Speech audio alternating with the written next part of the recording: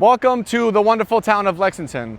In this video, we're going to be covering what it takes to do a full remodel on an old historical home. The home was built in the 1880s, as well as a lot of these other buildings in the area. Throughout the video, we also want to dive deep into the old culture of Lexington and what it has to offer. So stay tuned, learn something with construction, and learn something about the history of the United States.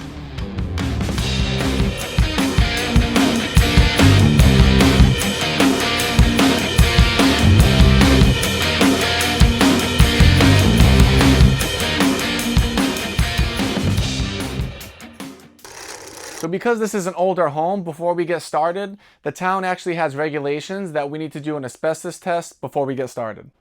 So there was a certified company that comes out and they actually do the test. So they'll test all areas of the home. This house has been positive for asbestos.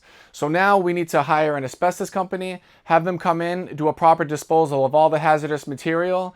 Then another company comes back out, does a test, and if they can't find any asbestos or any asbestos particles, then we're allowed to continue doing the construction. So now let's get into it. Now that the asbestos is removed, we still need to do some more demo. These interior walls are coming out. There's two chimneys like this one that needs to come out. And just for a side note, the reason they made these rooms so small is because it was easier to heat back in the day rather than heating the whole house. This is all going to be open concept here. That was another chimney I was telling you about, and this is going to be the downstairs master bedroom. Because we're removing load-bearing walls, we need to replace that with LVL beam headers that's going to support the second floor. One thing about remodels, especially in older homes, they make a mess.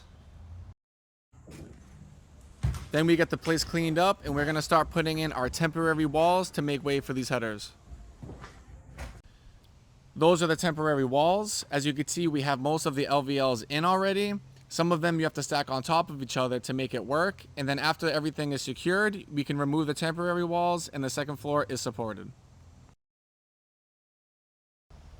This area here is being converted into a bedroom with a bathroom. And then I had a meeting with the homeowner and he wants to add an extra work order. The original contract was just to do the demolition, do all insulation, reframe the walls. He was trying to save some money by just keeping the kitchen, but after you start seeing everything demoed, it makes more sense just to get the demo done while the dust is created, and it's going to be a lot more of a process to do this in the future. And if he decides to do this in the future, it's going to cost him more money. So he figures if this is going to be his long-term home, let's do it now and let's get this thing done. So let's start the demo. The homeowner made a great decision to update this kitchen with the rest of the house. Now, before we get too caught up on what we're doing on the downstairs, we need to catch you up on what we're doing upstairs. This is the upstairs, and I'm not crazy about it. The wood paneling needs to go. It looks very dated, smells very dated, and I cannot stand the way this bathroom is set up. I mean, you walk in, then you have to take a left here, very cramped, and then you can get over to another bedroom on the other side of this wall. Very tight with the laundry room over here, and look how narrow this hallway is. It just doesn't make sense, so we're going to do it right. So let's take this cramped layout and transform it into this kind of layout, which allows for an ease of access to the other bedroom. Because the walls are out of the way, now we can frame our new walls and repair the subfloor where it's needed. Doesn't this layout make much more sense than the previous one? This is a laundry room here on the left, small bathroom on the right with a custom shower. And then you can walk easily into this bedroom where there will be a closet with their own private bathroom. So now we're at Bookman's Tavern, which is the famous meeting place that the American militia gathered while they waited for the British troops to come. Behind the camera is Boston, and they were heading towards Concord, and the militia wanted to make sure that they intercepted them on their walk. So underneath my boots right now is where the sacred ground of Battle Green is. So this is where the militiamen intercepted the British troops as they were on their way to Concord. So while they were facing off, there was a shot heard around the world, and that's what sparked the Revolutionary War. So 8 militiamen actually died here fighting for the freedom, and then 1 British troop was injured. So the reason this is important is because there were people who sacrificed their lives for the freedom that we have today. And it's important that we don't take it for granted. But enough of the history, let's get back into the house. All right, update on the floor. So what we did, originally the springboard was there, it was all over the place. We had to rip some old boards out that were cracked. We had to lay new boards down after. We nailed all the subfloor. We added 1/4 inch CDX plywood just to help make things easier for the hardwood floor to go in. So this is all done here. Now, if you can look into the bathroom, you peek through the studs here. This bathroom is slanted pretty bad. We tried to jack the floor up as best as we could downstairs, but now we're gonna do all the minor corrections, do some self-leveler in there. That way the tile is nice and smooth. And that is a handicap bathroom as well, so we want to make sure everybody's just comfortable. We want everything to be perfect.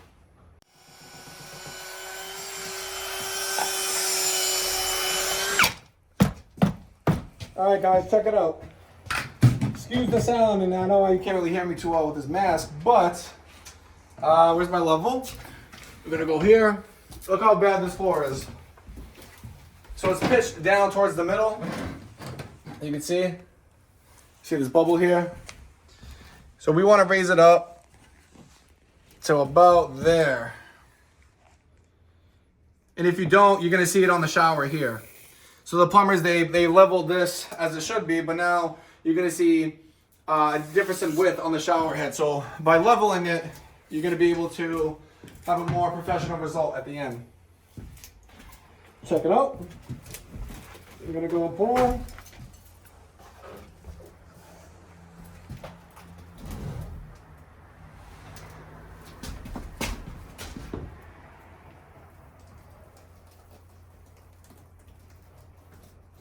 We're going to create a system here. We're going to be pouring a lot more, so stay tuned. We'll go upstairs and repeat the same process and then let it dry overnight. Now, the challenge on getting new windows for this house is that it needs to keep the historical feel of the surrounding area.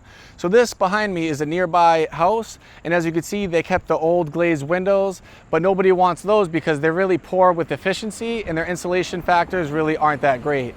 So what we're gonna do is contact Marvin and see if they can get us a new construction window that keeps that old historical feel, so that way we could pass the Historical District Committee's approval. To match the existing house, they recommended the 2/2, which is part of the Marvin Elevate series, and the delivery just came in. We're ready to get these windows replaced. All we have to do is remove the old windows, adjust some of the openings, and then go ahead and throw these in. So now at this stage of the job, the plumbing and electrical is all set. They signed off on the rough inspection. The framing inspection is almost there. The inspector was just asking to see the engineer stamp for the LVLs that we're using to support the second floor, where we took those walls out. So we actually had to add a column in the basement to add a little bit more support going to the foundation. Now that that's all set, he gave us the okay to do the spray insulation, so we're gonna start that tomorrow. In many of these older homes, the outside walls are framed with 2x4 framing. Because we only have 4 inches to play with, the way we get the highest R value available is by using close-cell spray foam insulation. Now we won't have any issues with efficiency. After passing the insulation inspection, we can finally start closing up these walls and start hanging up some drywall. And then we'll follow that up with 3 coats of mud. We'll sand, prime, and get ready for the finishes. All right, everybody, let me catch you up on what we've done at this 1880 house so far. So we went ahead, we installed the Marvin windows. I know you guys seen that on the videos. I gotta be honest, I wasn't recording a whole bunch just because things have been so busy and hectic. We are keeping these old windows for now in the kitchen. We're trying to still work out a plan of exactly what the customer wants. But as you can see, we went ahead and installed all brand new doors. We are doing our extension jambs because it's an old house, so all of the numbers are a little bit off.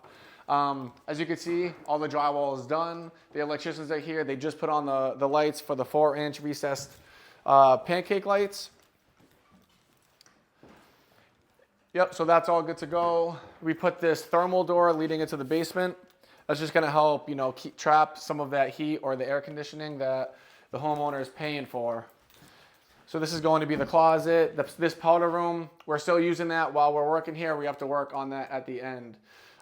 We are going to eventually make this into an accent wall, just to dress it up for the customer, make it a little bit unique for them. That way they can enjoy it. And all right, so keep watching the video. We're gonna get rolling and hopefully put some time lapses for you.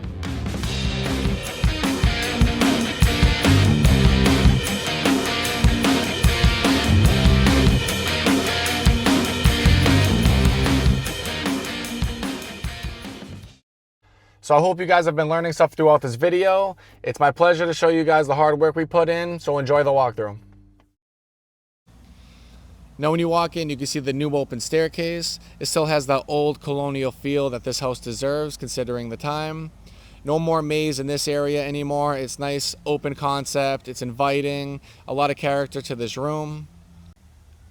There are windows everywhere which allow in plenty of natural lighting. The new updated kitchen, we have all new cabinets, new quartz countertops. As you can see, we have the new back door. That's where the fridge is gonna go. We have the range hood in the back for any ventilation when you're cooking. I love the gold faucet and the nice big sink. You walk into the first floor bedroom. Nice new flooring, it's all sanded, polyurethane. Nice big window to look outside. I'm sure they're gonna end up putting shades there after. And this is what the private bathroom looks like. This is handicap accessible as well, so we have the proper shower for that. I do like the little bit of off-white that the gray brings because it matches with the marble perfectly.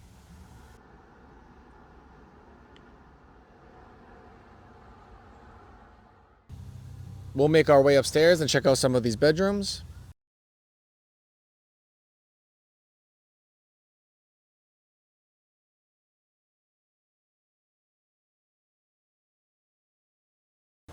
We'll make our way over to this side of the second floor. This is where they squeeze the laundry room in. I love how cool that tile looks. We'll check out the bathroom here. As you see when you walk in, you have that nice lighting coming from the mirror and the vanity light. Also another custom shower we did. Look at that quality, very beautiful. Big fan of how this one came out. It really does feel good knowing you could take someone's dream and turn it into a reality. For those interested, I have a full video on how I restored the front door. So that just about wraps up our video. If you learned anything, I would love to hear about it in the comments. There's plenty to learn from remodeling an old 1880 house, from the history that goes into our great country and our independence. If you like this, like, comment, subscribe. That way we can keep the ball rolling on these educational videos. I'll see you on the next one. God bless America.